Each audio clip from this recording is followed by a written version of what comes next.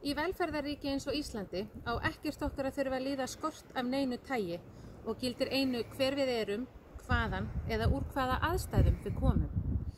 Jöfnuður í samfélaginu og félagslegt réttlæti eru ein helsta forsenda stöðugleika og því er mikilvægt að stuðla að félagslegri hagsæld samhliða þeirri efnahagslegu, uppræta fátækt og tryggja hér jöfn tækifæri til menntunar, heilsu, húsnæðis og þátttöku í samfélaginu. Við eigum að taka vel á móti fólki sem hingað kemur og gildir einu hvort þau leita skjóli eða nýjum tækifærum og fagna þeim fjölbreytileika og kostum sem fylgir nýjum íbúum.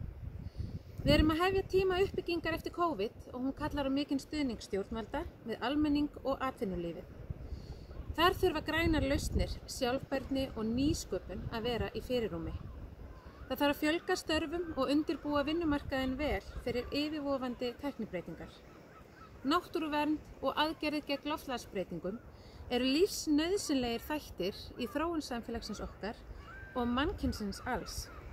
Við þurfum að tryggja að enginn verði skilinn eftir út undan í aðgerðum gegn loftslagsbreytingum og tryggja réttlát umskipti. Við stöndum nú á krossgötum því þrátt fyrir erfiða og krefjandi tíma síðastliðin misseri höfum við í höndunum einstakt tækifæri til að núllstilla okkur og halda áfram veginn sem samfélag þar sem við öll höfum tækifæri til að blómstra.